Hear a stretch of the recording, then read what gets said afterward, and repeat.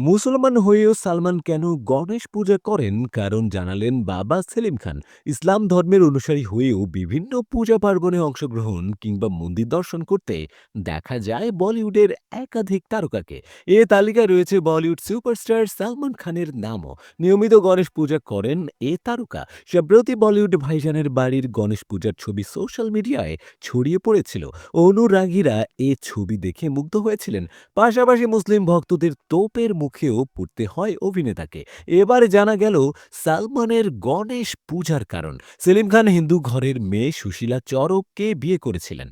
বিয়ের পরে সুশীলার নাম হয় সালমা খান। অনেকে ধরে নেন হিন্দু ঘরে বিয়ের কারণে গণেশ পূজা করে সালমান পরিবার। সেলিম জানান তার বিয়ের অনেক আগে থেকেই গণেশ পূজা করেন তারা। সেলিম খানের বাবার আমল থেকেই ইন্দোরের হিন্দু এলাকায় থাকতেন। সেলিম বলেন, আমরা সকলে বন্ধু ছিলাম। আমি হিন্দুদের মধ্যেই বড় হয়েছি। তাই বিয়ের পর গণেশ পূজা করা আমার কাছে নতুন কিছু নয়।